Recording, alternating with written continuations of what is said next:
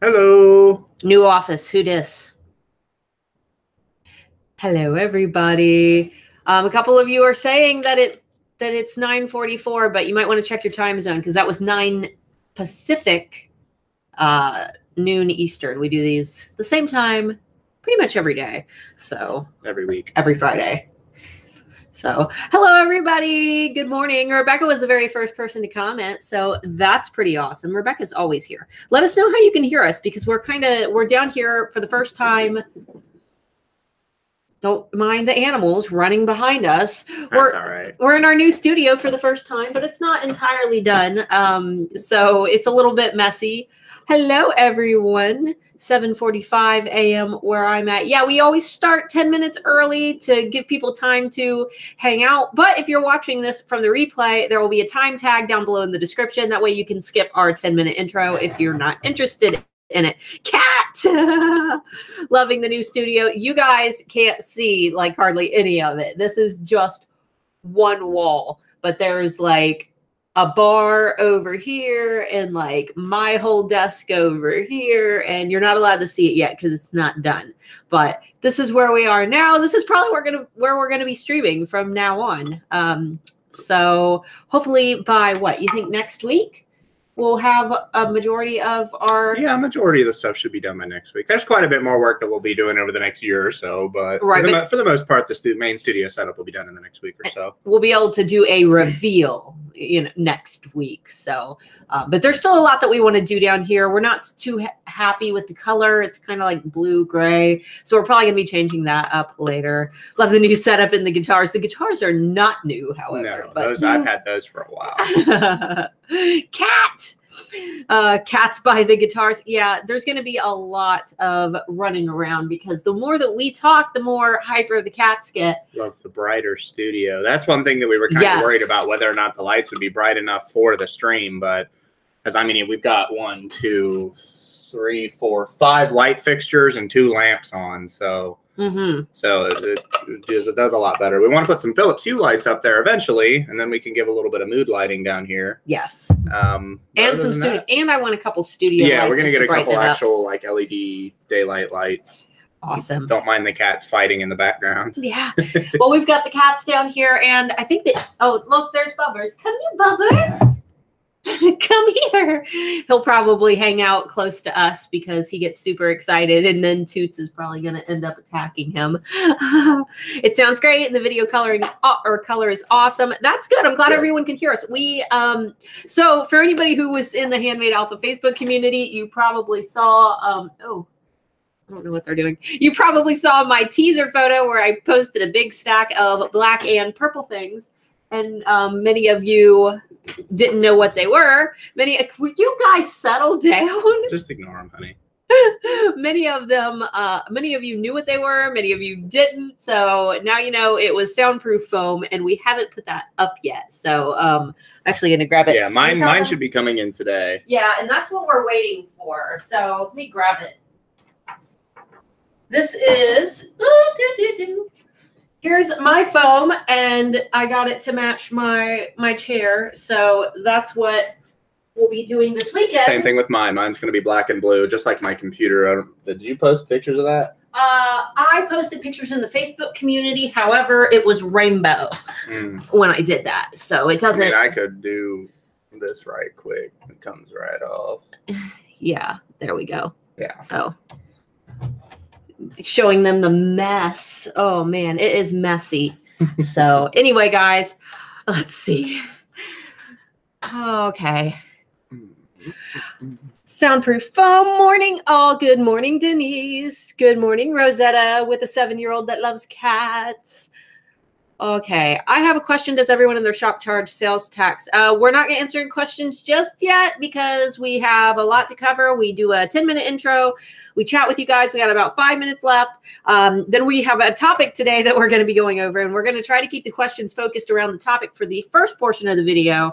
But once we're done talking about the topic, I'll be answering any other questions. We just want to make sure that everything's kind of focused until the end. And then you guys can just go nuts and ask us whatever the heck you want. So that's what we're going to be doing today. And today's topic is the upcoming Facebook changes.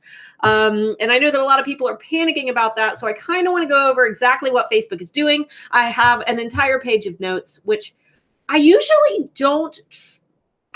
try to not have notes on my desk when it comes to topics. But I want to make sure that when it comes to things like this, I'm giving you guys all the correct information. I don't want to miss anything. And if I don't have these notes down, I will forget them. So I'm not going to be reading word for word, but I did take a lot of notes last night just to make sure that we covered all topics that you would need to know. So, yay, I made it. Hello, everybody. Good morning, good morning, good morning. Wow, we have a lot today this early. 78, yeah. It usually doesn't start to spike up until we actually start the stream. Right. So we've got about 5 minutes left. How's everybody doing? How is everyone? I posted that video this week about adding an additional photo into your listings. And so many people have said that they're already seeing positive responses. So if you have not received that video, I also emailed it to you today. I did send out emails today, and that was at the end of the email. So if you haven't watched it, that's in the email. If you're not subscribed to the Handmade Alpha VIPs, first of all, you need to do that because that's how I give you free stuff. That's linked down below. And if you're not signed up, you can do that. But if you need to still watch that video, you can go back to my channel. And it should be the very last video I posted. So good morning. Good morning, Susan. Everyone's talking about taxes. So we will go ahead and throw out the quick disclaimer again that we won't be covering taxes at all this year, simply because there's too much risk in doing so. Every state is different. Counties within the states are different. Countries are different. And we don't want to give anybody the wrong information or have someone take the correct information and use it the wrong way and then it fall back on us. So when it comes to taxes, we are not experts.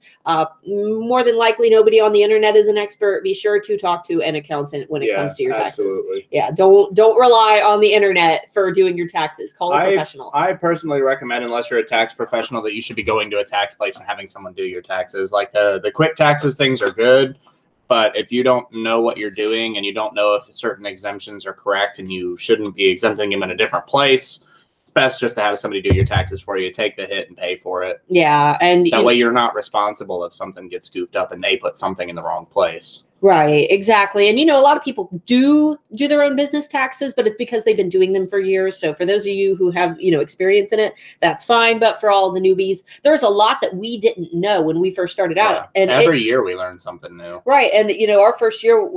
Sorry, my hair is like going crazy. My first year, we ended up owing a lot of money because we were 19 to 20 years old. We had no idea what we were doing. Yeah. And we made a lot of mistakes that ended up costing us like $5,000. A little over $5,000. And it would have been $8,000 if we hadn't used 100% of your tax return to cover my taxes. Yeah. So. Come to find out that none of that's accurate. We're still waiting on that to get audited.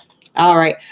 Lisa Dixon is here. Hi, had to switch to the computer from the phone so I could say hi. Phone wouldn't let me. Yes, mobile devices will not allow you to comment. Lisa, I'm wearing your necklace. Everybody, I'm wearing a pendant from Lisa Dixon at the Sleepy Firefly, so be sure to check her out. I've had this pendant for quite a while.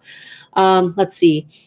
Linda Sue's radiator blew up. You've been having all kinds of problems, Linda. I hope that you get all that sorted out. I love all the pictures that people have posted to add to their listings. Each one is so different. It's awesome. Yes, I'm loving to seeing the variety and seeing how everybody's branding has individually kind of laid out that last photo slot picture. That's in the video that I posted last on my channel. If anybody's wondering, it just says you can comment on full screen. It's just you can show. I'm on mobile, just can't be in full screen.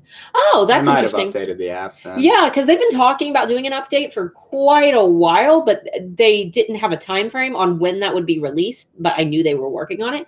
So that might be a sign that people just might need to update their apps to see if it works.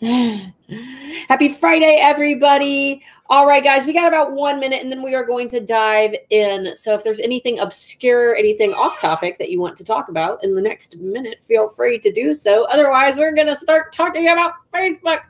I have something. And then just spill water all over me. That's fine. Throw water on you.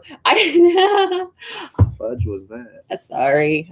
I I didn't mean to. Oh, quit. Your cold hands. God, why are your hands always so cold? Because it's cold. Because Nah. you keep the house so cold. Yeah, it's so cold. 74. It's so cold. It's cold. It's cold outside and it's cold in the house.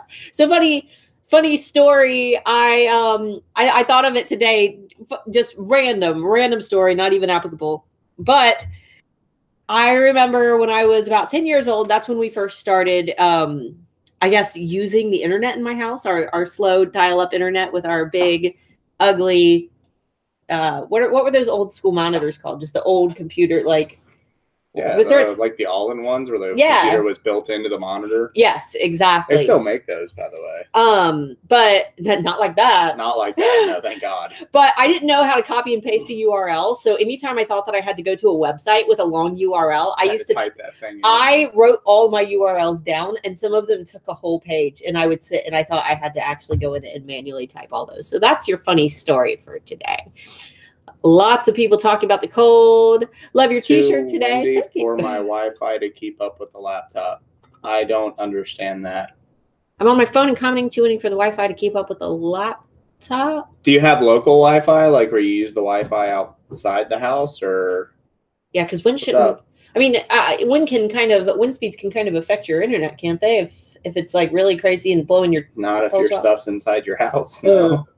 I mean, if you use local Wi-Fi, I guess the antenna could wobble around, but that still shouldn't affect. I don't know. I won't get into that. You might have other things going on. I don't know.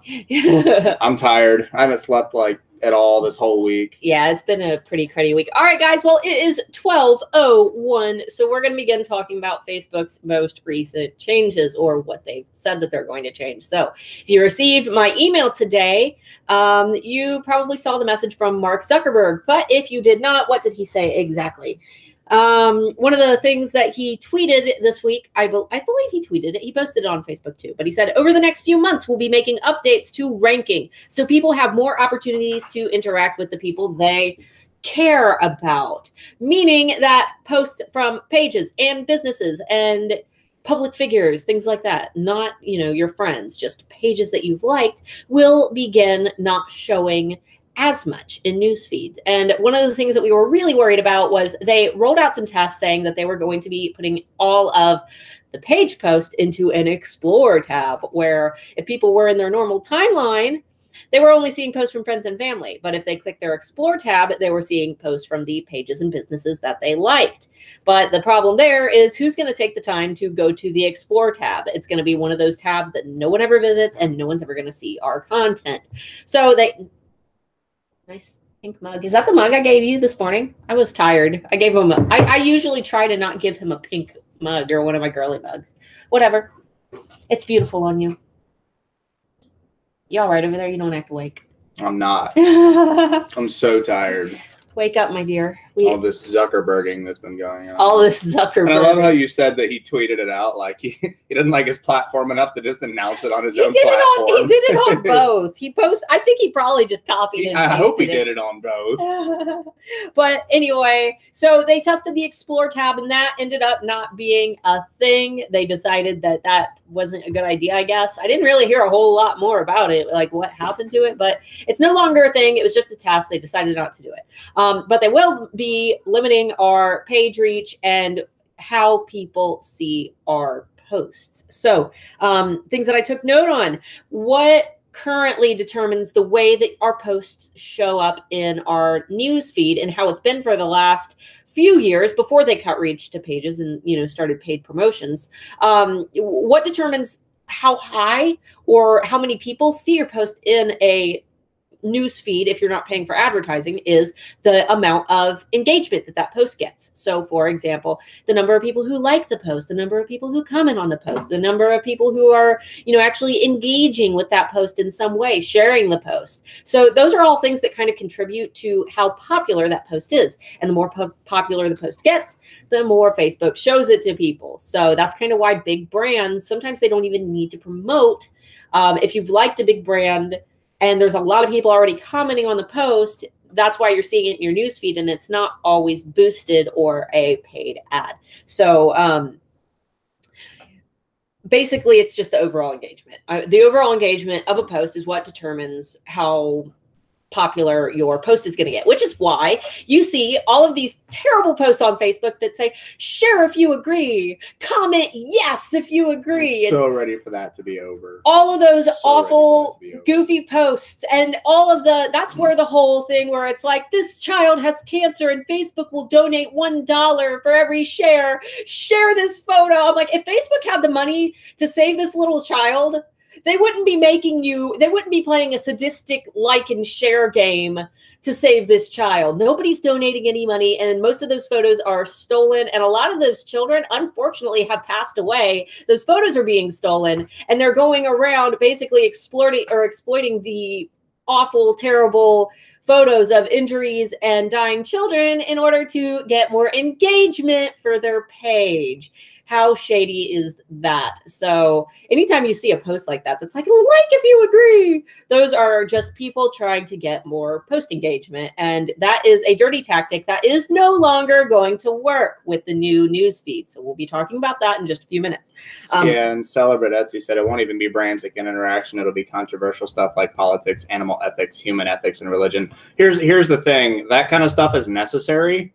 I won't get into why, but that being able to discuss those kind of things is how a society advances. The more people that are able to openly discuss controversial topics, the more we can just get them out of the way and be done with it. Like, you'll see one particular topic go crazy for a couple of weeks, and then people get sick of it and stop talking about it because they go over all the details and people are finally able to make up their minds. It's actually really important to be able to discuss that stuff.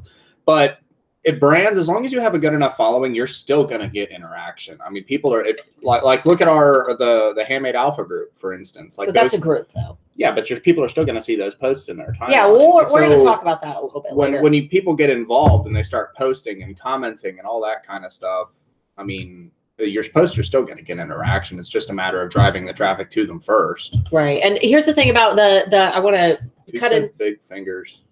Big fingers, Melinda. I hate those. Either amen or you are evil. Big fingers. Do I have big fingers? Do we have big fingers? I have big fingers for sure. Or is it like a big thumbs up? I don't know. Anyway, but the thing about the news, this is kind of like off topic for businesses, but one of the reasons that Facebook is actually doing these changes is to stop the spread of all of this ridiculous satire news that people are taking seriously. And some of the satirical news is causing people to go out and make bad decisions, like start riots over news that isn't even real. And I'm not talking about Donald Trump, fake news, I'm talking about people who literally post satire, and they do it so well that people take it seriously. So something that Facebook is also going to be doing is limiting the reach of satirical news pages and prioritizing the reach of pages like actual trusted news sources. So that way less of this is happening and no more riots are starting because somebody said that the senator of Kentucky decided that no one's allowed to get tattoos. I don't know. Trump names Washington, D.C. as capital of the world. You won't believe the president of Brazil's response. Yeah, things like that. Like, people post things like that all the time. And they think it's real is what's funny. I'm not going to get into that. But it causes a stir and people do it so they can get more engagement for their pages. That's why people do it. So my memes are going to disappear though. Oh. I like my memes.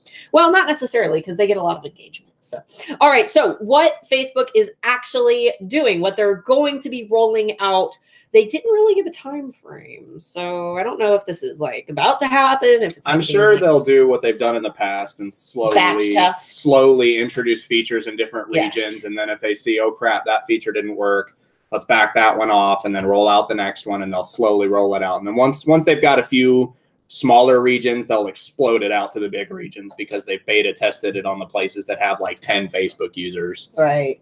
So what they're basically going to be doing first is they're promoting human interaction. So they are prioritizing content that is going to promote meaningful conversations, people actually talking to each other, less post about product, buy it here, product, buy it here, product, buy it here. We get people are so sick of that. Well, and it's, you know what, it's good for business, but it's bad for us as a community because Facebook isn't a big ad space. It is a place for... I mean, it's not good for us particularly. It's more good for big market people like Walmart and Target that can afford to pay tens of thousands of dollars for Facebook ads.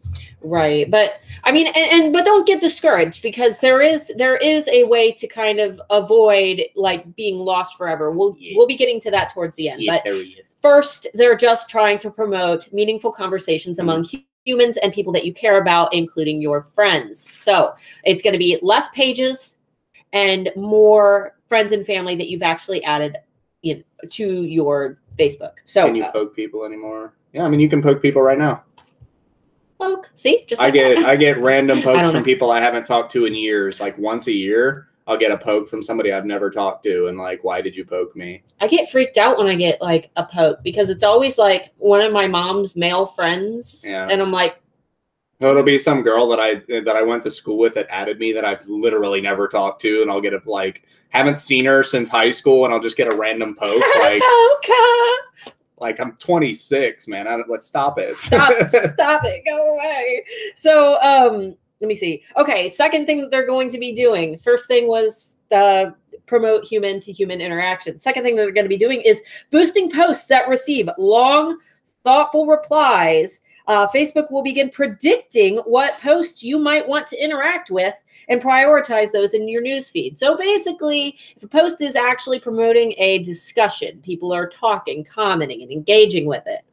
And I'm talking about like posts from your friends, not just like your Facebook page, your business page. This is posts among friends.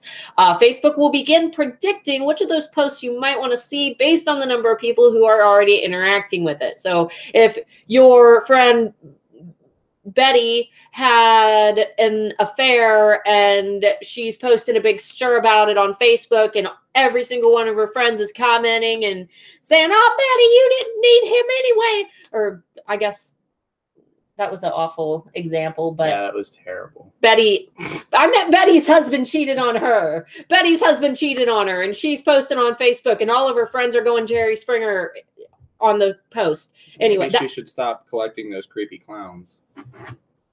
Yeah, Betty. I hope we don't have any Bettys. There, if you're a Betty, post in the comments. I'm pretty sure there's a Betty in here. Betty probably doesn't have creepy clowns, but if there is a Betty in the audience, stop collecting the creepy clowns. I was going to tell her to do what she do, but okay. Anyway, people all talking about they don't understand the point of pokes. It's to make babies. People, calm down. No, stop it. No, pokes. I think that pokes were originally just a way to get someone's attention. Like you didn't want to just message them and say hi, so you'd poke them. But yeah, I mean, most of you guys probably didn't start using Facebook when you were like 10 years old, and it was a way to like flirt. It's the equivalent of like telling a girl she's ugly on the playground in elementary school because you like her. Yeah. It's the same thing. Anyway, or your grandma does it because she doesn't understand. Yeah, this will be funny. See, Gemma liked my joke. Yeah. But anyway, so the point of crazy Betty who got cheated on by her husband metaphor is that if a lot of people are commenting on it and the post is creating a stir, Facebook's more likely to promote it to you, show it to you, because they think you might want to get in on it. So unfortunately, I don't get in on him cheating on her. Word choices, dear. Word choices.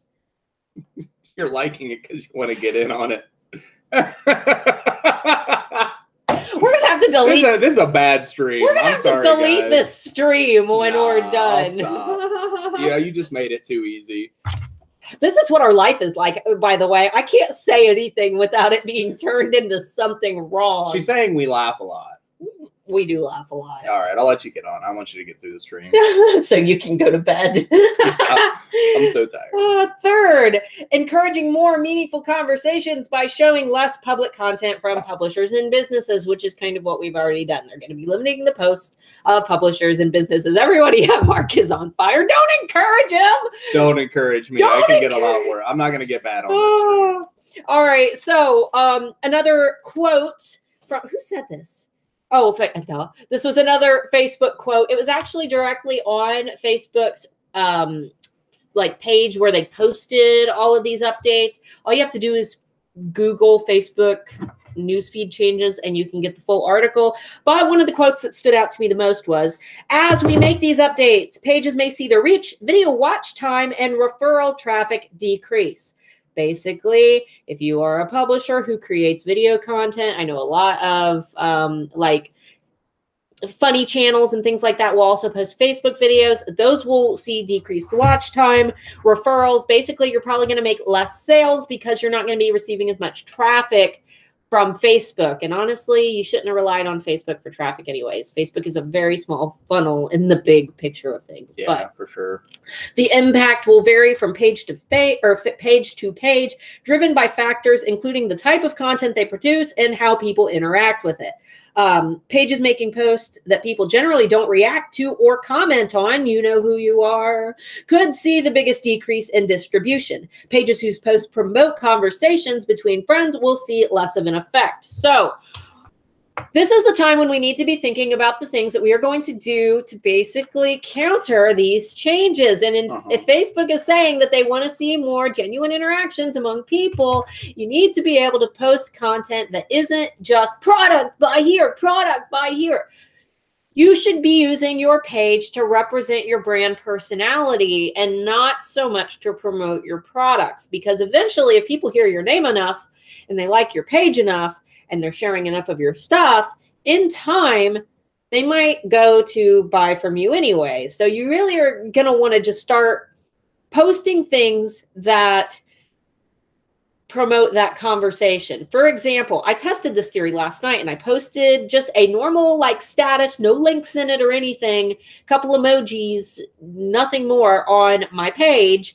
And I said something like, story time. What was your favorite scene in Harry Potter, both books and movies? And then down below that, and I said, oh, and by the way, I'll have a link in the comment to the Key Club Facebook community so that you don't miss the upcoming Wizardry collection.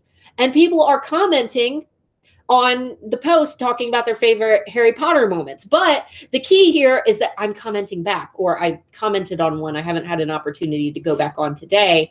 But I'm going to go on and comment back to all these people. And not only am I going to comment, because you don't just want to comment something short and, you know, comment for the sake of commenting, cool, things like that, posting just a smiley face. Actually replying and agreeing or saying why it's not a good scene or something like that. Or asking a question so they post again. You want to actually interact and promote conversation. So if somebody says, my favorite scene was this, I can be like, oh, wow, I like that scene too. You know, what was your favorite character? Blah, blah, blah. Who said your favorite quote? You know, same thing as like if any of you have ever done online college where you have to do your forum posts or your community posts where you have to post about a subject and you have to reply to other people with a subject. You don't just say, yeah, I agree with you. Great. Like you actually need to cause them to think about what they said and engagement, basically. Genuine responses, not just responding for the sake of being polite. That's basically what you need to be focusing on. And Nani made a good point too. She said it's more like top stories than recent posts. You remember when Facebook used to do that? Where you had where you could pick top posts and then you could go to recent stories. Well, now it's all top. Right. Now it's all top stories. And that's what she's saying is but the reason they got rid of that is because people hated that. People didn't want top stories. They just wanted to see things in order and scroll through. Well, I'm saying they still do it top stories. It's all top stories now. They never. I know, but you can't just do recent posts. Yeah, you can't just do them in order. Like if I had Facebook my way, it would literally just be everything that all of my friends and groups posted that I'm subscribed to in order with like an ad every 20 posts. Yeah. Like that is the best way to do it, I think. So the big question, are pages being eliminated from Facebook? Is Facebook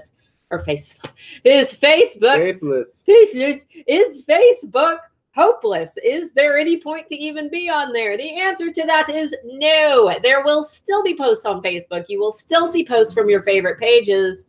They just need to be structured in a new way. They need to be focusing on things that are going to get your community talking, and building a community is the first step, because if you're just posting product, that has zero benefit to your subscribers, to your readers, to your viewers. I mean, you know, sometimes there's brands that post a cool product and you're like, oh, that's neat. But if that's all they posted, you'd begin to think, what's in it for me? What else does this brand, talk about? There's got to be more to it. So, and for a good example of that, I really like Starbucks Facebook page, because it's not like they're just posting today new frap, get this frap, here's a coupon for this.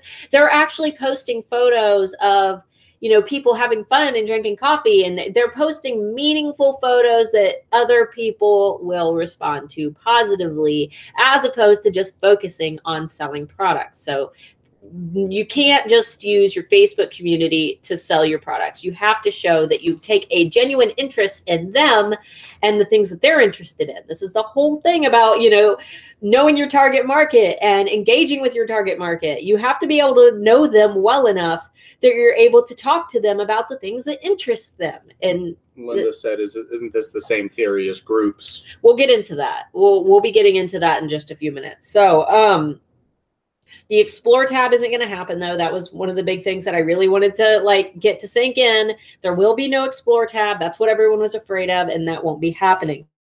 So what can we do? First, encourage your fans to switch your page to see first. And if you don't know how to do that, just Google how to switch, or how to switch page to see first. And see first is basically when you go to your Facebook page, right under your cover photo for your page, you'll see a couple little buttons, and I can't remember exactly. I think one of them settings or something like that. And one of them you click, and there's a little star icon that says see first. These are all the pages that people will still see first. So if you tell all your fans, switch me over to see first, or else you're not going to see my content in your newsfeed anymore, the people who are really serious about your brands are going to do that. And it's usually good to put an incentive in there. Don't just say, so you don't miss my content. I usually say things like, switch me to see first so you don't miss my new collection. Switch me to see first so you don't miss my giveaways. That's a really big one. So as long as they've switched you to see first, you'll be fine. And in fact, I actually posted a little example of this in the Handmade Alpha Facebook community. But if you guys want me to repost a photo that maybe you could copy and re-upload onto your pages, let me know, and I would be more than happy to do that after the stream ends. So let me know in the comments if you need that, or if you just want to make one yourself. Second, more live videos. Facebook shows live videos to people. What's the percentage? Oh, no. These videos get 6 times the engagement of all of other posts. So when you go live on Facebook via your page, your group, your personal profile even, more people are likely to see that, because more people are going to be engaging with it. And the more people that engage with it, the more likely you are to be seen. So if you have any way to do a live video where you talk about your new collection, maybe you're doing a work in progress, maybe you're just kind of chatting about it, anything that you can do to get people talking and get people on your page watching these videos, definitely test it out if it's something that you've never done before. So everybody's saying, yes, please. Awesome. Perfect. I can do. All right. So don't worry about it. So next up, we have third, obviously, we have encourage conversations and talk to your fans. It's like what we just talked about earlier.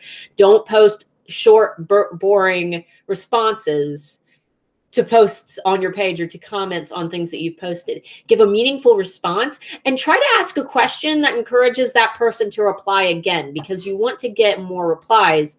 But try to avoid those. I would guess I would call them like chains, where you see people comment on my photo and I'll comment on your photo, because that stuff, it's very likely that Facebook's going to catch on to that and it's no longer going to be relevant. So let's see, we've got, let's see. Oh, the big thing that I told you guys in the email, the one thing that you guys need to avoid, it's called engagement baiting. And that's basically what I said earlier about the comment yes, comment if you agree. We're giving away this free trailer. Comment yes and share to win it. Most of the time, these are fake. Like if you see a legitimate brand doing it, that's fine. It's like 99.9% of the time. Or this guy won the lottery and he wants to give away $20 million to who, someone who shares. All of those are fake. they're fake. There's no legitimacy behind them. There's no terms and conditions posted. There's no links to prove that someone's giving this money away. And I still see people sharing them and say, worth a shot. They're not real. It's a way for a page to get more engagement so they stay relevant in someone's news feed. So Facebook's algorithms are looking for that. Yes. So don't do that. Yeah. Facebook is going to be looking for things that just say, share, comment, yes, things like that. And they're going to stop showing them to people. So don't do that. Don't post something just to get engagement for your page. Just to be safe, honestly, and I don't have any information to back this up, but if you run your group from your like standard Facebook page, I honestly wouldn't even start sharing that stuff from your personal page.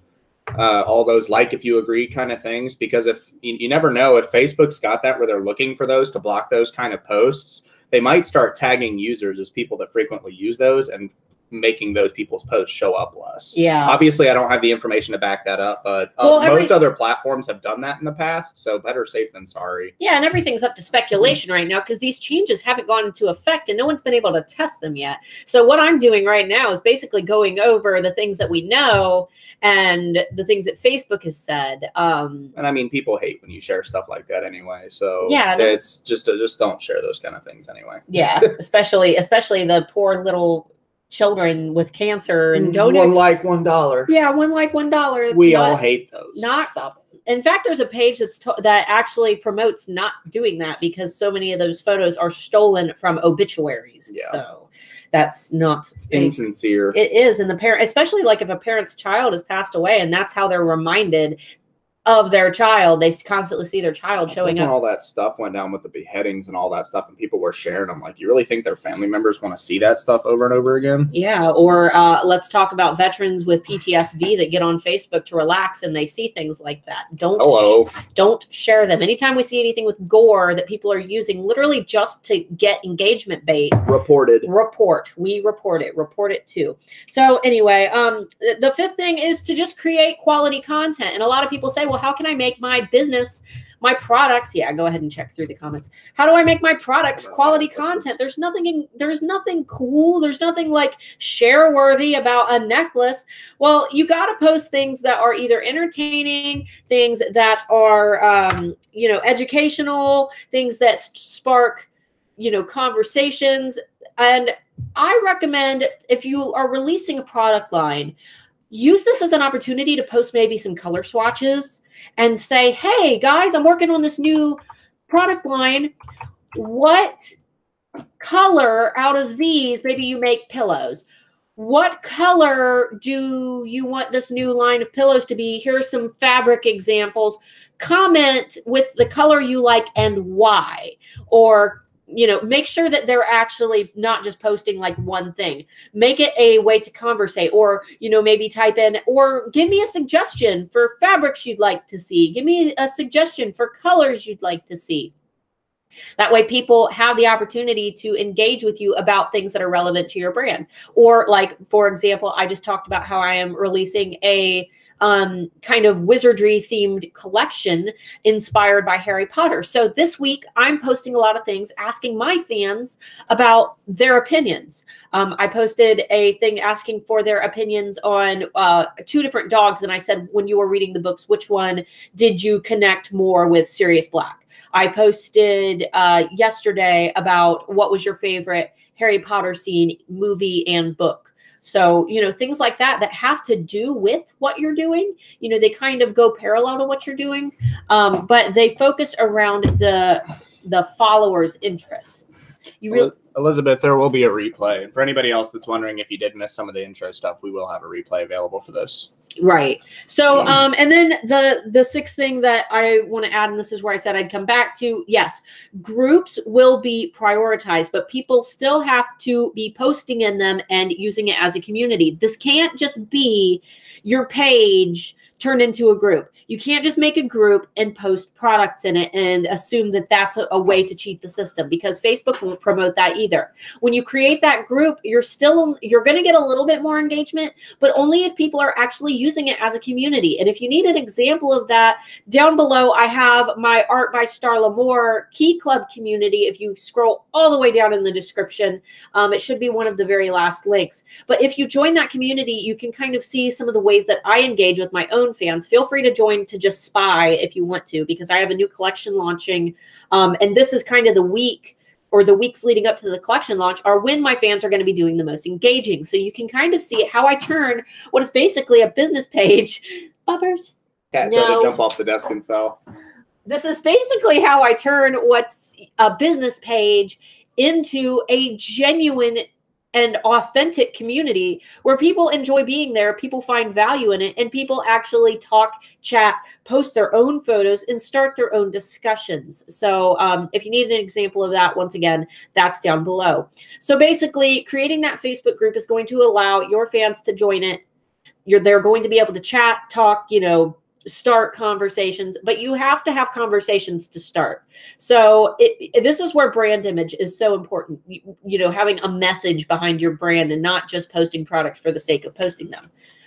Having a genuine brand image where people can actually talk about the message behind it. For me, it being keys, I can put a million messages behind a key, but ultimately I revolve my message around magic and everything magic related, books, movies. You know, sometimes I have people give me, hey, Starla, I know you love fantasy. I just saw this really great movie, or I just read this really great book, and I talk to them about it. I'm like, wow, what's it about? You know, so. My big fear is that some of the commercial groups that are out there, we'll say like Walmart or Starbucks, for instance, they do what do you think posts all the time, or they'll post like a new product or a new brand. Or, and what do you think of this? And obviously those are the kind of things of ours that will still most likely be promoted. And engagement obviously is going to be key with that. But I mean, if you think about those posts, you look at how many comments are usually on there. Some of them get tens of thousands of comments. Whether that's people slamming it, which is 90% of the comments, that's another one of my big worries with this. Is that going to drown out? Because it's not like every once in a while they'll get that. It's every single post they make. It's tens of thousands of comments. Every major brand, Target, Walmart, frickin' Myers, everybody, they get tens of thousands of comments on their posts. You know, so that's my only big worry, is that they're going to have to do this right to make sure we don't get drowned out by all the other verified pages that will probably be taken into account, and we'll probably see less from verified pages. Yeah, that's true. We have a lot of questions, so we're gonna move. We have a couple things that we'll cover afterwards, but I want to make sure that we don't miss any questions. That's just everybody agreeing that okay. So I will be posting. Cleo asked if there are any French people in here. Yes, I'm sure there are. Let's see here. Okay, so Andrea, so do you know when your niche market, you have to know your niche market enough to know what they really care about and post content they would love that reflects your brand. Absolutely. In fact, that's what you should be doing anyway. That is the point of knowing your target market, being able to post things that are relevant to them. It should be less about you. It should be less about your products. It should be less about what you care about and more about them, their values, their interests, even if those interests don't necessarily, maybe, for example, I make jewelry, but right now I'm posting about Harry Potter. And because I know my fans liked Harry Potter, I was like, well, I'll just make a whole collection inspired by Harry Potter. And now I have literally a waiting list for this collection because I noticed what they were talking about. So sometimes you got to dig deep. And if this is your first time building this community, Giraffe in a Bath asked how to start this community. First of all, if you need examples, feel free to join the Key Club to see how I do it. But in building this community, the best thing to do is to just, someone's being a saucy boy. The best thing to do is just start posting, questions, polls. That way you can start to get to know them better. So maybe say, hey guys, I'm thinking of new product line ideas for the next year. Can you post some of your just favorite themes, ideas? And this is a good way to kind of gauge similarities and see which ideas you hear the most. And then from there, once you begin to hear these themes from them, you can build on that by posting content that's relevant to those themes and say, hey, I'm thinking about making a collection based on so-and-so suggestion. How many people would want to see this? you know, so there's a million ways to do it. That's personally how I got my start with communities. And as crazy as it sounds, I had a Facebook group for my business before I think anybody I knew did. I was one of the very first small businesses to make that Facebook group. It's not bragging either. She's true. Yeah, nobody was doing it. I did it several years ago when Facebook groups first became a thing because my fans wanted to engage with me, and I did it with the intention of building a community with them because I didn't want to add them all as personal friends on Facebook. Because I was trying, you know, I had a baby who I posted pictures in the bathtub, you know, naked baby pictures, and I didn't want all my fans naked baby pictures. I didn't want all my fans to see that, you know. Yeah, they're your fans, but you don't know them that well.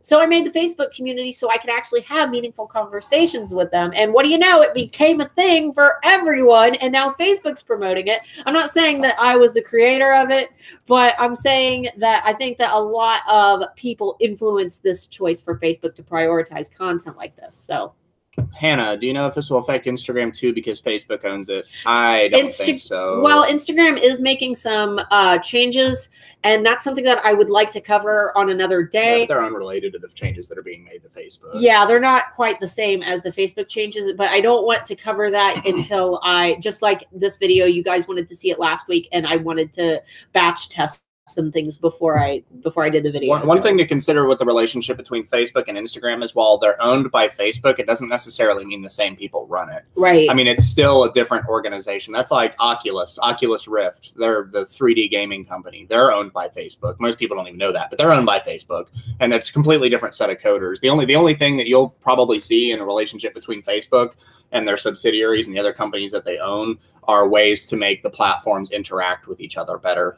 Changes on Facebook will probably never really make a difference as to what you see on Instagram, even though they might have to roll out changes to Instagram to be able to share pictures to Facebook when they make changes. That's the only thing you're going to see. Networking between the two isn't going to be changed, I doubt, ever. Let's see. Kazcore, can we share posts on our business page? We link them or easily repost with one button. I wouldn't recommend ever doing that for Facebook anyway, because just doing that, you know, where you're posting on Instagram and you do the slider and it posts to Facebook. Facebook basically isn't going to be showing links as much. So if you're posting a link to a product, a link to your website, things like that, Facebook really wants to keep users on their platform, so they're going to be showing less links. I would recommend not sharing links. If you posted that picture on Instagram, re-upload it directly to Facebook. Don't just do the slider. I know that it makes it easier. I do it for easy is never better in life. Right. The more work you have to put into it, usually the higher the payout. I do it on for Twitter and for Tumblr because those aren't my primary platforms, though I do post on them. But you know, they're not primary platforms for me. Facebook is a primary platform because there's more people on Facebook than any other social media platform in the world. So I want to make sure that I'm posting the most meaningful content that I possibly can on Facebook and make sure that it's content that my viewers are going to like. And I know that my viewers aren't going to want to click, you know, anything, click a link to see a photo. And basically, you know, when you upload making me work to see what you're posting. Yeah. And for Instagram, when you're reposting Instagram, it appears that it's uploading in your album, but it's still sharing as an Instagram post into that album. So I would just avoid that if at all possible. Giraffe in a bath. Any advice on that? What's that? I already commented on that. Okay. Hello, Anne. Emily, do you think making this update has anything to do with the changes YouTube has made recently? I don't think so. I don't think so. No, not at all. I mean, YouTube's owned by Google, not by Facebook. So yeah, and you know, YouTube made their changes basically.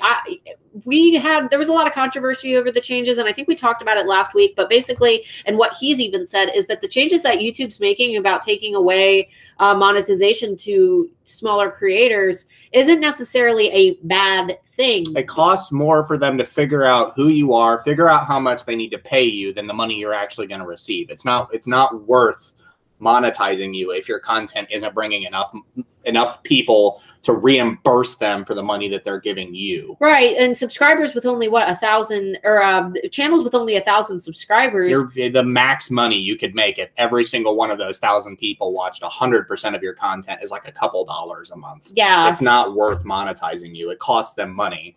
they're a business. They still have to make their money back too. Like when you think of a YouTuber getting ad revenue, YouTubers don't get much of the ad revenue. YouTube gets the majority of it. Will you quit spilling water? Did that go all over my keyboard? No, it went all over me. Good. My keyboard costs $250. So your keyboard costs more than me? You're easier to clean off. Let's see, Elizabeth. But no, I don't think the YouTube changes have anything to do with Facebook. We're pretty sure they don't. Have you discussed page or group building? I've got a couple. I mean, we've discussed it, not today. We've discussed it in previous chats, but I haven't done a video specifically built around it just because there's a lot that goes into group building. And I can't really tell you what to post in your community about your brand image. So what I recommend is try going into my group. Another group that I really like, if you follow Sabbatical Beauty, she is an HTU student who is doing fantastic with her brand. So you might want to check out her page as well, or her group, because she posts a lot in her community that you could potentially, look at. But when it comes to building your community, you have to focus on the things that pertain to them. And a good way to get people into your Facebook community, if you're not a member of the Handmade Alpha VIPs, which is linked below, I give you guys my free ebook right when you sign up on how to gain a fanatical following of fans on Facebook. But when you set up the giveaway that I talk about in that ebook, instead of linking your Facebook page where, it says one of the ways to enter the giveaway is liking the Facebook page through Rafflecopter, instead of linking your page, you could link your group instead and say, join the blah, blah, blah Facebook community. And that's how I got so many members in my group. So. And how much time do you think the average person has to spend on this a week? On Facebook marketing or Facebook in general, there isn't a set number of hours that you need to spend on Facebook. It depends on the size of the crowd you have in your group. It depends on what kind of content you're publishing. Right. There's a lot of factors that go into that. I mean, do you mean like groups? Do you mean advertising? Do you mean pages in general? There isn't a set number of hours, but you should be posting frequently, and I'll just leave it at that. If you've got extra time and you haven't done it that day, do it. Make sure, and don't do it just to do it. Make sure that you're posting something that's meaningful. Yeah, take your time. Right. What's the cat's name? His name is Bubbers. His name is Goober. His name is Goober, but he responds to Bubbers. That's his cat. That's my cat. He's my anxiety animal. Yeah. Let's see here. Can I use my business page to post things that I think about or things that I have seen, kind of a mini blog, maybe daily or weekly? This would not necessarily be about my business or products. I would shy away from anything that doesn't actually go, it depends, because your goal here is to get engagement. Right. And I mean, we do that. We do that all the time. But it needs to pertain, like I'll talk about my interest, but only if my interests pair well with my brand. So I wouldn't post about, for example, I sell fantasy themed jewelry. So when I'm making posts, I talk about fantasy themed things. Maybe I read a good fantasy book. I saw a great fantasy movie that they should see. I want to keep it really focused around them, but I'm not necessarily going on there and saying, wow, I had the best burrito at blah, blah. No, save that for your private Facebook. Yeah, don't use it. Do not use your Facebook page to post status updates, I guess you could say. I mean, it won't hurt. Those particular posts won't make a high ranking, but I don't see anything wrong with taking a break, sitting at Starbucks, eating my whatever, drinking my blah, blah, blah chino, taking a break from work for now. There's nothing wrong with posting that, I think. It's just, it's not going to get a lot of engagement. Yeah, and what I read, though, is most Facebook marketers said that it's better to post less content and make sure it's quality content than to post more content. Yeah, for sure. I'm just saying every great once in a while when you want to show people that you're a human being. Right. I would, but if you're doing that, if you're posting, I'm sitting at Starbucks, I would make sure that you're focusing it around your brand. Say, I'm sitting at Starbucks thinking of my new collection. Yeah, of course. Everything you post in your page should have something that relates back to you. Right. Or your business. Your brand. Let's see here. Melissa, I have 3 businesses and post all 3 photos here. What do you think about that? I manage all Instagram and Etsy and can get a bit overwhelmed. What do you recommend? I mean, time management. You kind of got to manage all of your different sources.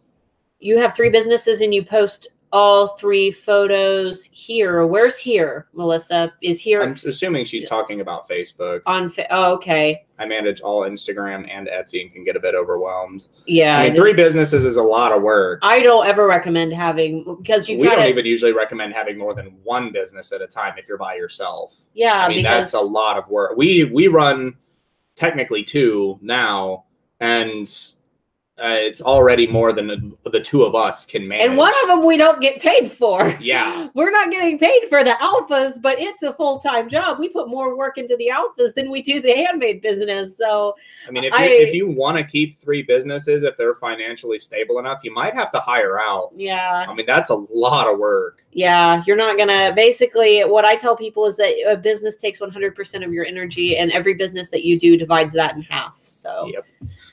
Let's see. Is this really a change? I thought they did that long ago. Facebook is all shown relevant to you. This happened about 4 years ago. Yes, this is a recent change. This is a recent change. That's kind of like what I was talking about earlier, where you used to be able to filter top posts from recent posts. Like you used to be able to click recent posts and it would just show you everything in order. And I don't think they do that anymore. I don't know. Basically, if they do, I don't know where it's at. Basically, they niched it down once and it wasn't super impactful, and now they're niching it down again. Way farther. So it's getting more niche. Mark Zuckerberg and Facebook in general, they're getting kind of sick of their platform being used for mainly spam.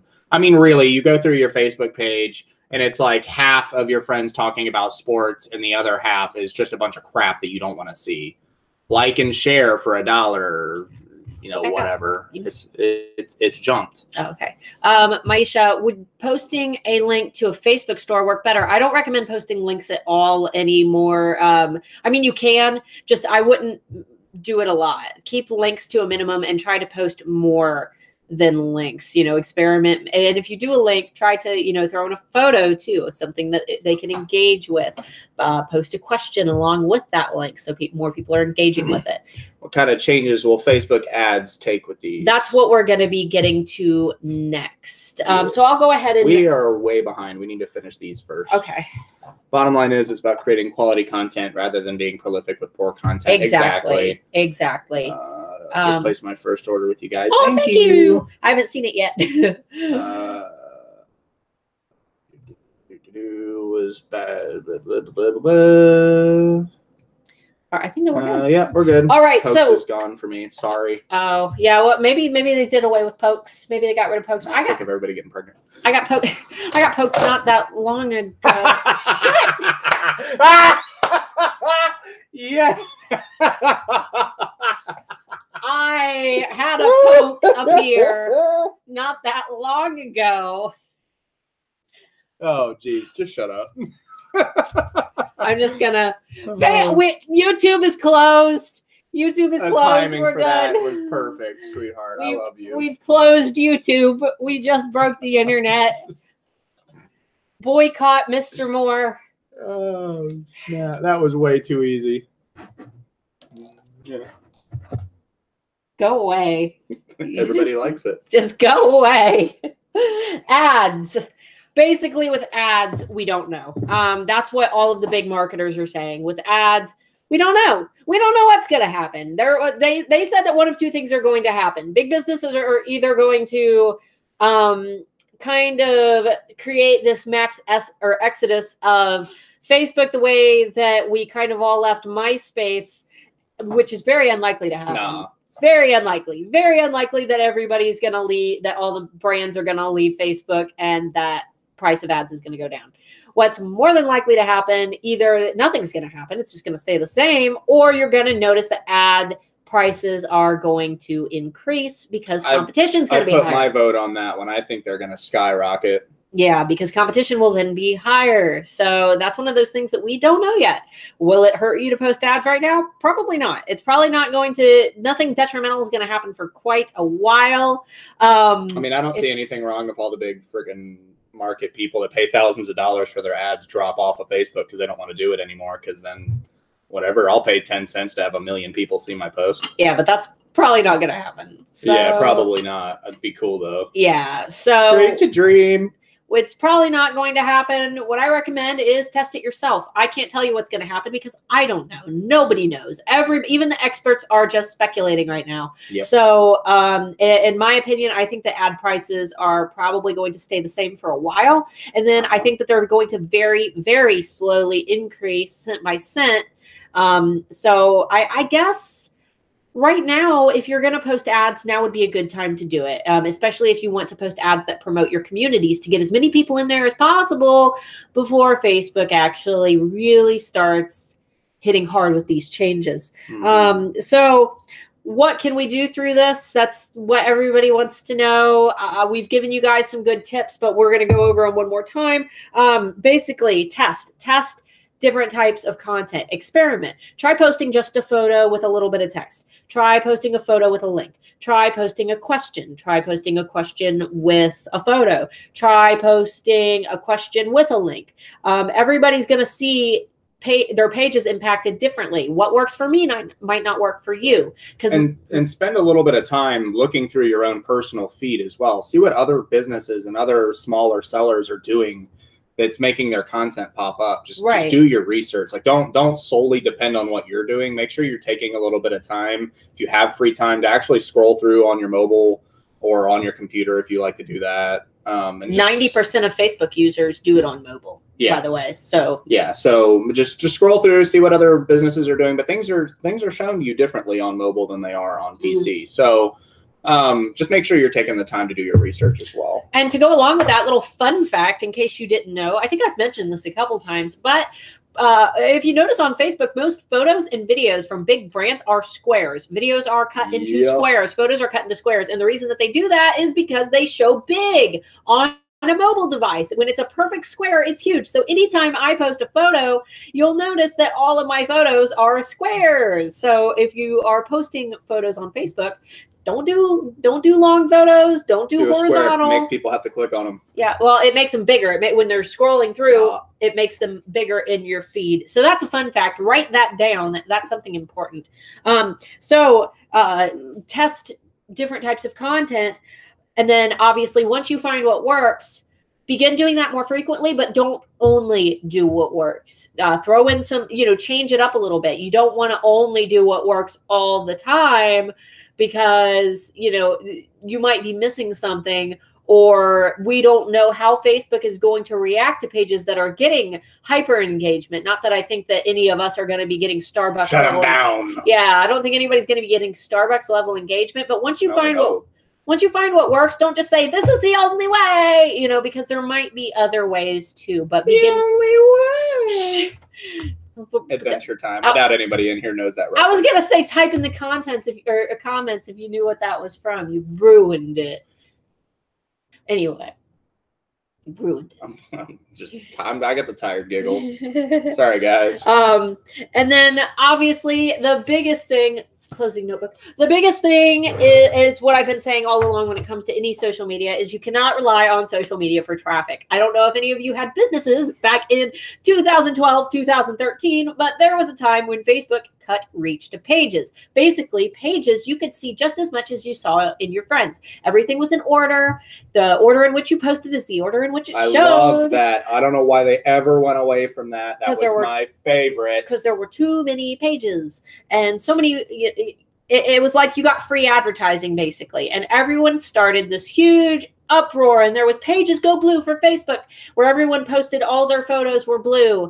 And to kind of protest Facebook doing this change where pages weren't showing in news feeds. Now, you know what my aggravation with that is all these people complained that they weren't seeing the content that they wanted to see because there were too many pages. The thing is, you only saw what you liked in the groups that you joined. So if you complained about not seeing the content you wanted to sign up for, then you signed up for too much crap and needed to get rid of the stuff you didn't want to see. I mean, it was literally that easy. I don't think that it was people. I think it was businesses complaining that their content wasn't being seen because it was too crowded.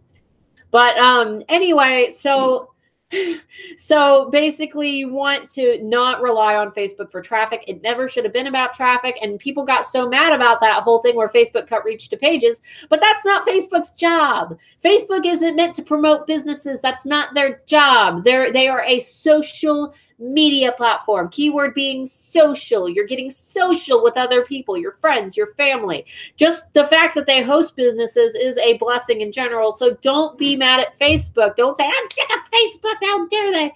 That's not their job. I mean, if you're doing it right, it's literally a win-win. Like your content is being seen, and if you're doing things where you're asking for opinions or you're posting a new product or something like that, you're getting real-time feedback. So there's pretty much no negative to this. Yeah, you're learning what they want. If you're doing it wrong and your content isn't being seen, it's 100% on you. Probably not at first. There's going to be some bugs, but once they get it all worked out, it's going to be on you to make sure that your content is being looked at and being engaged with, and that you're engaging back. And if you're not, it's entirely on you if they do this correctly. Obviously, it's hypothetical, but it's nothing but a win-win. There's really not a whole lot of bad that can come from this. And if they do the algorithms, if they do the algorithms correctly, it's going to filter out all that crap that you don't want to see. Like, I don't want to see some car charger from Walmart in my feed. It's completely irrelevant. So if they do the algorithms correctly, it should do nothing but help, as long as you're doing your part.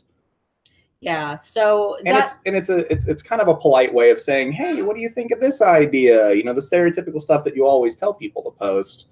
It's I don't know. It'll make sure that kind of content is being prioritized. Yeah. And, and having that group is really going to help a lot, because if you're not reaching them with your page, you're very likely that the posts that you make in the group, that they'll be seeing those, as long as those posts are focused around your community. And if they're now, say, for example, I post 3 posts that have to do with conversation in my community, but then when I'm ready to post an ad in my community, Facebook knows that I only post good content. So they're more likely to show that ad to people, because they're just showing posts from my group in general. And the more that particular person interacts in your group, the more likely they are to see your types of posts. For example, I have groups that I joined, years ago that I never post in, I never look at, I never go back to, and I don't even see them in my newsfeed anymore because I didn't engage with them. So getting those people to comment isn't just helping your reach to see everyone. It's helping to see the reach, or it's helping the people in your group who are engaging to see more of you. So the person who commented will now start seeing you more frequently. And that's why it's so important to maintain those interactions and continuously promote conversations and, that community and togetherness within your group. So I know it's off topic, but I wanted to compliment the guitars. Thank you. There's a bunch of them back there. Yeah, there's a bunch of them. That one there's the one I play the most in my band. It's my 7-string. That I bought you for Christmas 2014, I believe. All right, so let's go ahead and check the comments and make sure. Yeah, there weren't a whole lot of questions from the last time. Yeah. All right, guys, if you have any questions pertaining to this topic, now is the time to ask. You could, if you have any questions, feedback at all that you want us to address, feel free to post those below. And if you have any side questions that don't have to do with social media, we can answer those too. I guess we've got a little bit of time. Yeah, we got a little bit of time. I'm just hungry. Yeah. I'm hungry. I'm going to eat your fajitas. You can eat my fajitas. All right. Starting out, how do you get group follower or get followers / group members giveaways? Yeah, I would recommend grabbing my free ebook down below. It'll be linked under the Handmade Alpha VIPs. That's down in the description, and that's going to kind of go over exactly how I built my massive group following, or my massive Facebook page following and group following. Basically, when you take those steps, though, there's a part of the ebook that talks about linking your Facebook page. Rather than linking your Facebook page, and requesting that your fans like your Facebook page for an entry, you're going to have them join your group for an entry. So that'll make more sense once you get to the ebook. But that's how I gained my following. All right. Let's see, Elizabeth. So I'll be frequently do a giveaway or something that gets a lot of engagement before the release of a new product. Will this have a negative impact? A giveaway? I don't think that a giveaway could hurt your engagement. One thing that as long as it doesn't look or sound too spammy, you should be fine. I mean, really look at the photo itself, the photo that you're posting for your giveaway. Try to make text at a minimum. Facebook doesn't like text on photos. Try to do that at a very minimum and just make the photo look natural and beautiful and like something that someone's actually going to want to enter to get. And as long as you're getting engagement on that post, it should help. So.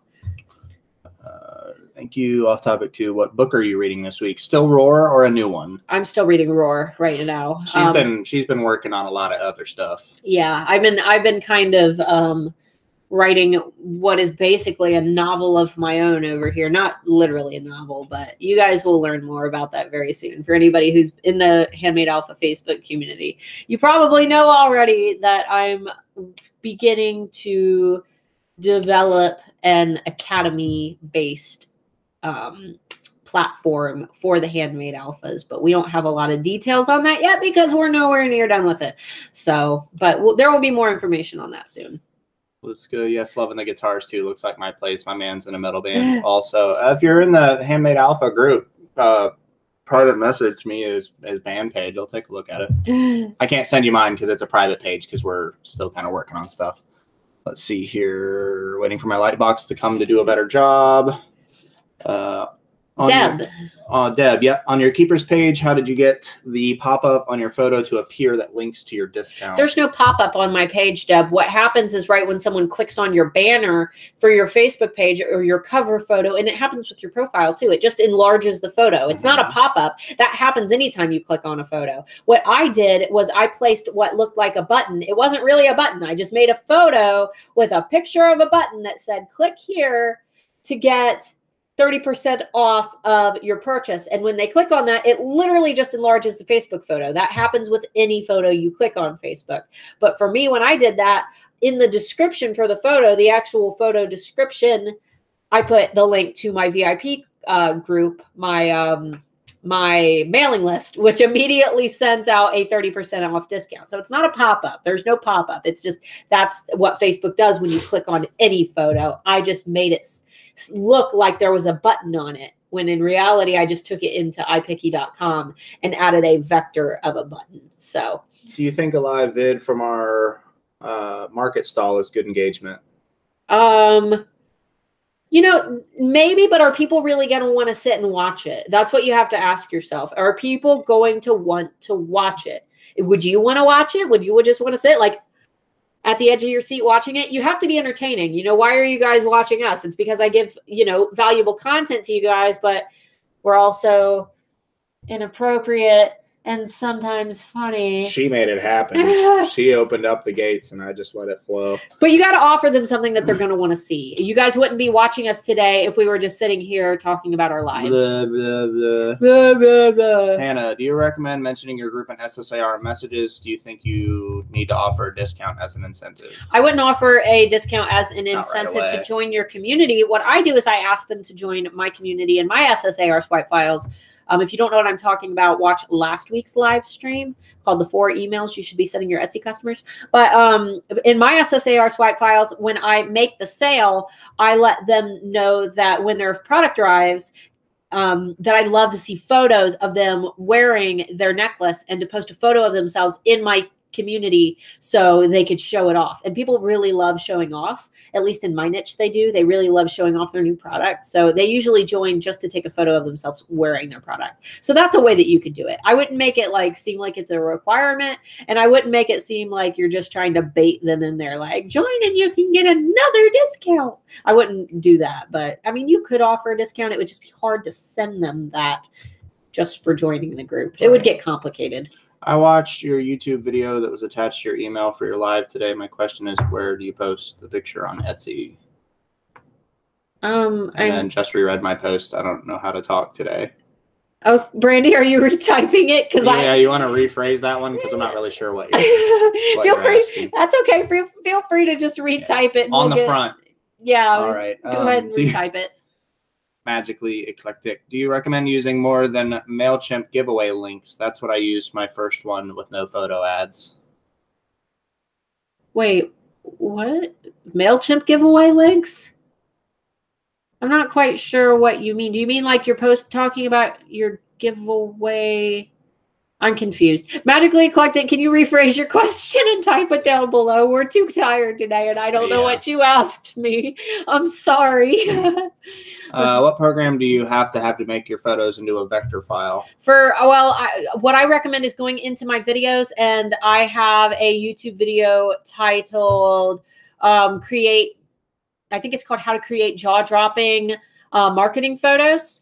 Watch that, and that should kind of teach you how to create photos. But you can also just look for button PNGs, PNG files. I would just watch that video and you can kind of see how that works. I need to make a video on how to erase backgrounds from photos so you can create your own vectors, but that's something that's on my to-do list. EJ, why would I need a Facebook group instead of just a Facebook business page? Because Facebook business pages are about you and Facebook groups are about the people in the group. Yeah, I would rewatch this video if you missed it, because we kind of just covered that in the whole video. I mean, the point of getting people to buy your products is to get them to engage with you and get interested in your products. And the Facebook business page is more just like a place for you to post stuff. It's not really a place for engagement. Yeah, groups are literally that. Groups are communities. What that would be like the Handmade Alphas versus the Handmade Alpha Facebook community versus Starla and the Handmade Alpha Facebook page. On the actual Starla and the Handmade Alpha Facebook page, which I don't even link below, you would have to literally go to Facebook and type in Starla and the Handmade Alphas. That's a page that you like. It's just a page, and on that page, I post new videos. I post quotes and things like that. But people can't really post to me, publicly, where everyone can see it. In a community, everyone can talk and engage. And, you join the Handmade Alpha Facebook community, that is linked below. Everyone's talking. I could go on vacation for a week and people would still be in there talking. So, and with my actual business page, that happens. I can go several days without ever making a post in my Facebook community because my fans talk so much within that community that I no longer need to even, post in there every single day. So, magically eclectic rephrased. Okay, it's all right. I'm a little tongue-tied today. That's fine. We are too. MailChimp has a link where you can create a hook line and make it about free giveaway and just kept repeatedly posting it. Oh, okay. So do you mean with your MailChimp, like your EEP URL, where you're actually throwing in a free incentive, like a free download or something when they join your email list, or a discount? Is that more of what you mean? Because I don't know about a giveaway through MailChimp.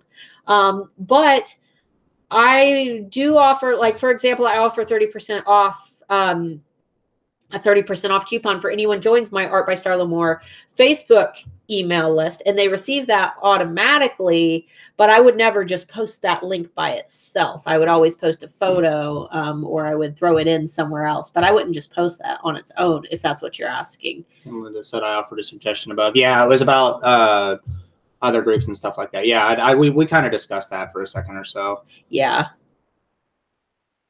Let's see here. Well, I guess I didn't go into other groups, but basically watching what other people are posting. It's similar to that. If you're part of groups that include your target market, watch what's being shared there to get an idea of what to use as content generation. This might be a good idea. Yeah, you could definitely do that. It's kind of hard for some of our markets. For example, I have a Facebook group, but there's not really anybody in my niche who's doing what I'm doing. So I can see where that could be problematic for some people. And what other people are doing isn't necessarily right, No. So you make sure that be careful with that. Yeah. So that's why I kind of made the suggestion about your personal live feed and the groups that you've liked or joined, that kind of thing. Scrolling through and seeing what posts in your main feed are popping up. Because those are going to be the ones that are kind of doing some of the right things. It doesn't mean they're all doing the right things, because there are going to be some random ones that just pop through the ether. Right. But for the most part, if you're just scrolling through your main Facebook feed, those are the ones that are doing mostly the right things. Magically Eclectic sounds like it. I titled it as "It's a Free Giveaway." Yeah, I just need to look more at your example because I'm a little confused, honestly. So if you want to post in the Handmade Alpha Facebook community, and actually post the link and give me an example so I can look at it, that way I can make sure that I'm giving you the right advice for that. Feel free to do that and just tag me. Hello, dear. How are you today? I want a sandwich. You want a sandwich? We'll probably order some Sammys. We usually order Sammys for delivery. I'm not gonna say where from because most people don't like it. Well, it's not that they don't like it. It's that they don't like what the owner does. They don't like that the owner kills. I don't either. He's got good sandwiches, man. I don't like that the owner kills big game animals, but I think that there are a lot of shady business owners out there that we use their products frequently.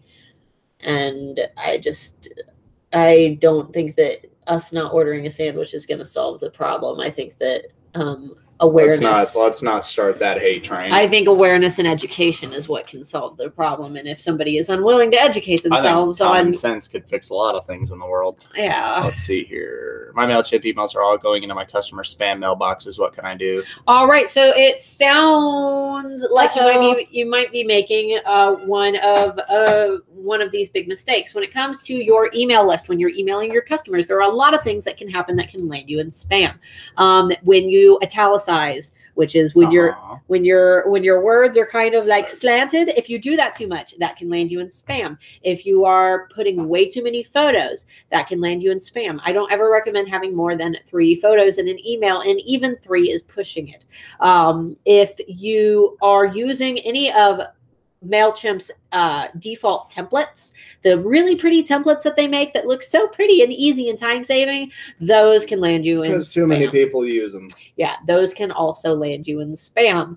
And if you're still showing up in spam, what I also recommend is sending out emails that promote that person to reply to you. If you notice, right when you join the Handmade Alpha VIPs, the first thing that I ask my Handmade Alphas to do is reply to that email and let me know what their single greatest challenge is, which, believe it or not, we read every single one of those emails. Usually he reads them out loud to me, and we go over them. So when you have someone join your email list, or when you're emailing them, ask them questions that require them to click respond. When people are clicking respond, it's more likely that their email filter is going to view you guys as friends, and show each other emails rather than them thinking that you're just trying to promote product. So it's another one of those cases where you actually have to engage with people. As much as people hate to hear that, I'm an introvert and I don't want to talk to people. When you run a business, you have to. Renee. Hi, Renee. Renee, you should have come and hang out. I'm glad that you just now got here, Renee, because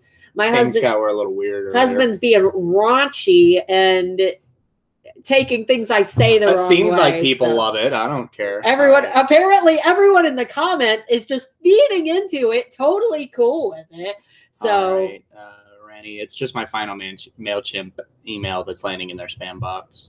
Okay, so do you have a welcome? Might be sending too many. Do you have a welcome series set up? Because if you have a welcome series set up, what I usually recommend doing is pretty much every video in the welcome series, I make sure that I've got something in there that actually requires a response, and it not just like, hey.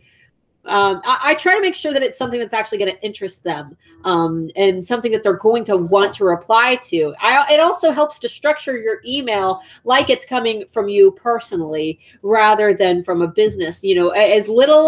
As little background, as little photos that you can possibly cram into that email. You don't want to oversaturate it with too much.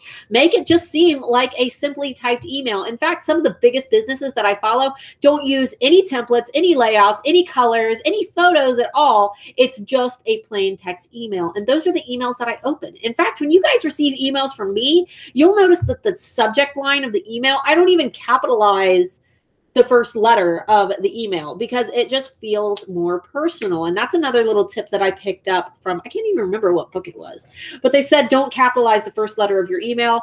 I didn't capitalize Facebook when I sent that email today, the word Facebook. So just make it seem natural. Friend-to-friend conversations are more likely to get responses from your followers, and that will keep them from going into your spam box. I'm done. Rant. Brandy, alliterated a little bit better. It was in Etsy. You showed a photo with your picture and what you offered, like your lifetime repairs, etc. My question, where do I put the picture in my shop? That photo needs to go when you're actually uploading a listing. You have 10 photo slots per listing that you can use to put, product photos in. So when you're listing a product, you have 10 photos of that product.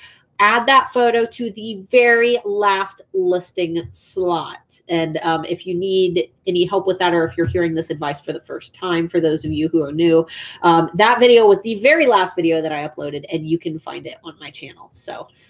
Right. You said social media wouldn't be the main source of traffic. I'm wondering, what should it be? You should be controlling your traffic. Mm-hmm. So I recommend having that email list. Renee Christine, if she's still here, she recommends having that email list, because when you control the traffic, you ultimately control when you receive sales. If we're having a slow week or, you know, I need to make sales, I don't just jump on Facebook and post a bunch of pictures. No, it's every piece makes up the whole pie. Everything together is what is going to be your traffic. Right. And my main funnel source is my email list and my Facebook group, honestly, because I'll be totally honest with you. I get more customers from my Facebook group than I do my email list. But for most people who don't have that like ridiculous following, because I have over 25,000 fans on Facebook, so it's a little bit easier for me to have a big group. But if you're mainly getting people on that email list, you need to be using that email list as the funnel. If you need to make sales, you can just post that you're holding a sale or send out an email that says that you're holding a sale, and it's almost guaranteed that you're going to get some traffic that day. And when you control the funnel, you literally control who sees your content. So that's why the email list is so important. And then Gemma calling me out. No, Mark is talking about making babies with Facebook page. All right. Renee, I'll be stealing that. Steal it, Renee. Don't capitalize. My inner grammar Nazi is crying. I say the same thing every time she writes a new email and she has me proofread something. And I'm like, why didn't you capitalize this? She's like, it makes it look more personal. I'm like, no, it makes you look stupid. No, what it does I have to limit how much she does it sometimes. What it does is it makes it feel more personal, because usually when you're chatting with your friends, they're just going to hurry up and send you a quick response, but they don't necessarily always capitalize, the first letter. When you're talking to a friend, you don't have perfect grammar when you're hurrying up and typing in a Facebook message. At least most of us don't. But I've tested this over 2 years now, and using emojis and things in the subject or in the subject lines for your emails, those don't work as well as just not using pristine grammar. I'm not saying spell things wrong. I'm saying you don't need to capitalize the first letter of the email subject line, and it helps. So as crazy as it sounds, I wish I had the source for that, but it was a source that I had read, and then I tested it. And when I noticed it working, I just started doing it, and it has always worked. If you opened my email today, congratulations, it worked. Congratulations, you've won. Rani, do you still recommend, and hi, Pankaj. Hello. Hi from India. Do you still recommend copying most of your title and putting it in the first few lines of your description? I've heard conflicting info on this, such as Google seeing it as spammy. The thing is, when you're not trying to appeal to Google, you're trying to appeal to Etsy. Google, you can't really appeal to Google and Etsy at the same time, because the algorithms are completely different. Google hates repetition. Etsy loves repetition. So it depends on, do you want to be on the first page of Google, or do you want to be on the first page of Etsy where people are actually searching for those products and it's easier to rank for? Do I still do that? Yes. Do I still show up on page 1 for all of my search results? Yes. So it's working for me. If it's working for me, it will probably work for you too. So if you find something that, as long as you're actually doing your research, finding keywords that are working, testing those keywords, making sure that they're still working after you've tested them for a few months, then it should be working for you. And one of the things that I really focus on is using a consistent keyword throughout my entire shop. For example, I'm known for skeleton key necklaces, because skeleton key necklaces is what I make, and I put it all over my shop. This is why it gets really hard if you're selling hats and handbags and shoes and wall prints and a big menagerie of things that don't have a consistent theme. It's harder to rank with your SEO because you don't have a keyword to really lean on. So try to aim for one keyword that you can really leverage, put it everywhere, and do exactly what I recommend in the SEO for Newbies video, because that's what I still do to this day. Right. Do you pin the link to your group or email list on your regular page for people who discover you organically? What I usually do with my collection launches, for those of you who've ever been to an Art by Starla Moore collection launch, it's pandemonium. But what I do is I do a pre-launch in my group where group members get first priority on products. I'm not going to go into how I do that today, because that would be another 30-minute video all in itself. But if you want to watch it live, I'm going to be doing one on February 8th. The link to join my Facebook group for the Key Club is all the way I think it's very last link in the description. But basically, what I do when I'm leading up to a collection launch is, rather than promoting my Etsy shop, linking my Etsy shop and things like that, I put in there, join the Handmade Alpha, join the Key Club Facebook community so you don't miss out on this collection, or this collection is launching in the Key Club Facebook community for pre-order on February 8th. these products will sell out before they hit the public, before they hit my public Etsy shop. So you have to have a reason for them to get in there. You can't just say, join my community so you can see updates. Like, no one really cares. No one cares. So you could say, I post exclusive giveaways in my group. You know, you got to offer them something that they can't get anywhere else. You could say, all the sneak peeks for my new collection are being posted in my group, which will only work if you have a decent sized following, because some people are like, I don't really care about her sneak peeks. But for my fans, because I've got a raving following, I have people join just to see sneak peeks. So it really just depends on your particular community. I would recommend holding giveaways in your group that people can't find anywhere else. So what do you think about the last photo being some bullet points of your product? Many shoppers don't bother to read more on Etsy listings. Yeah, we know that first freaking hand. Yeah, Marilyn. Oh my God. Marilyn, that's a great idea, but it kind of goes along with what I posted my last video. So if I don't know if you watched that video and you're kind of piggyback on that, or if you're just, you know, giving the new idea in general. If you haven't watched that video, be sure to do that. But honestly, yes, that's a great idea. And when people are browsing on Etsy, what they're doing is they are looking for a reason to buy. And the way that they're doing it is by looking through your photos and trying to make the object that you're promoting tangible to them. They're trying to, you know, imagine how big it is, the texture, how does it smell, if it's a candle, you know, things like that. But a lot of those people don't want to take the time to go down and actually read that description. And sometimes people buy a product because they get this vision of what it is in their mind, the size of it, and all these things. They almost put these things in their head about how big they think it is, and that's imprinted in their mind, when in reality, they didn't read the description. They have no idea what the size is. The item arrives, the size isn't what they expected. They leave you a bad review, even though you did everything that you were supposed to do. So any of the most relevant information, I wouldn't make it super long. Don't post every single product detail in your photos. But if there is anything that they need to know about that product, yes, you could put it in your photo slots. Just make sure that your photo slots are primarily photos of the product and not text, because that's a good way to get people to click off. Itty beans. I just says we both look very funny. Thank you. We both look. How flattering. I'm sure it's just a language barrier. And then he said, please start WhatsApp marketing. I don't use WhatsApp, so we don't promote anything on our channel that we have not personally experienced, tried, tested, and approve of. So we will not. Said, did a dog just go by? Yes, she did. That's why I grabbed her. The dog is actually smaller than the cat. This is itty bitty. I think now Google MedSheen ATM. I don't know if you're like if you're trolling or what's going on. I think that it might just be the translation is bad. I think so too. If we're not responding to you correctly, I'm sorry. Because we don't understand. Yeah, the translations are pretty bad. So yeah. Let me make sure I didn't miss anything here. Do you think putting together a photo that says why we're different is a good idea? Sure. You know, just make sure that when you're saying why you're different, it literally needs to be why you're different. So don't just say we're different because we make quality products. It can't be a statement that people are going to be skeptical about. They can't say, everyone says that. It shouldn't be why you're different shouldn't be a given. You know, it should be a given that you have quality products. If you're making something like that talks about why you're different, I recommend it being something that really makes you stand out, or something that can be proven. For example, I talk about why I'm different. I'm the highest rated skeleton key seller on Etsy, which is true. There are a lot of skeleton key sellers out there. I'm the highest rated one. So that's something that I put everywhere. So if there's something special that you can actually talk about, definitely do it and promote that. Leverage it. Just make sure that it's truly special. It's not like special because your mom, like one of those things where your mom's like, you're beautiful because she has to say it. You know, it needs to be something that can be proven. Not that I don't think you're beautiful. You're beautiful, Itty. You're beautiful. Oh, your breath though. Your breath is not beautiful.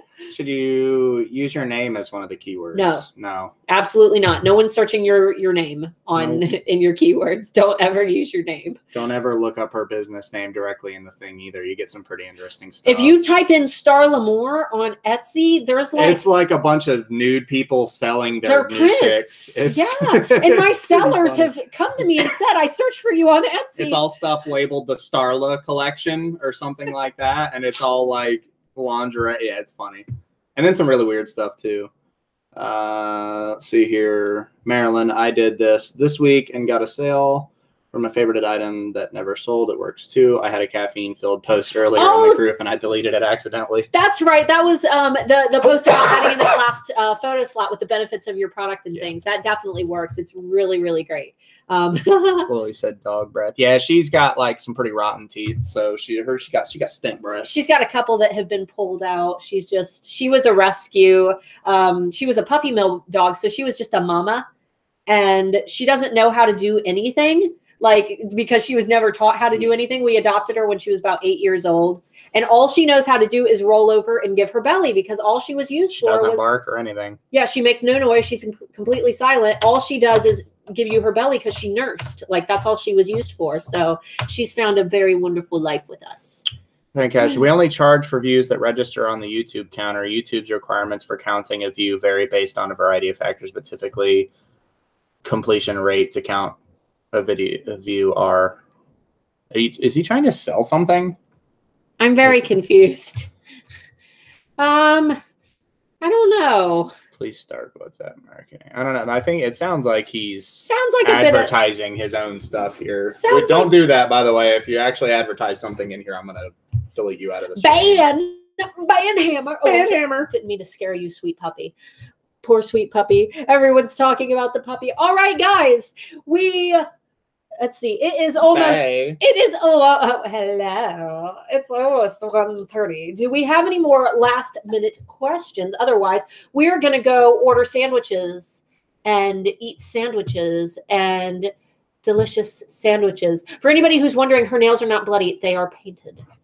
Because she is fabulous. She is a diva. And yes, they are pet-friendly products that are being used for anyone that's gonna freak. She is our princess. What, are you doing a little dance?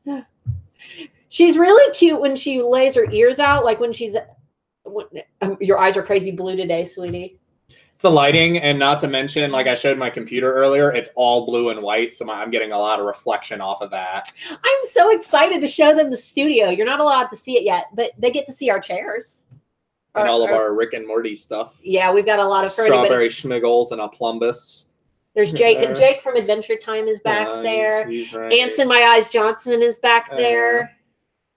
Oh, you put him back there? Yeah. We didn't put Mr. Poopy Butthole back there. We haven't taken him out of the box yet. Yeah, I know. I need to. All right. Well, we had fun, guys. Thank you. Yes, this was a lot of fun. Next week, I don't know what the topic is going to be yet. So if you have suggestions for the topic, post them in the Handmade Alpha Facebook community. Everyone has a plumbus in their home. What kind of weirdo doesn't have a plumbus? I know, right? What are you going to do with all your fleeb? I even have the instruction manual for my plumbus. Are you going to do a studio tour when it's ready? Yes. We might do a short video. Yeah, I already promised them. Why not? I already promised them I would do a... I love getting voluntold into things. Yes. That's your life, is being voluntold into things. Hey, sweetie, we're doing Tech Friday today. Okay. So, but anyway, guys, we had a lot of fun. Suggestions for next week's topic, post them in the community. That is linked below. If you're not a member yet, you should be. And if you are not yet a member of the Handmade Alpha VIPs and you want my free ebook, the link to join that is also down below, as always. Thank you guys so much for hanging out, and we're going to go get sandwiches. See you later, everybody. Bye. Sorry for all the inappropriate comments. No.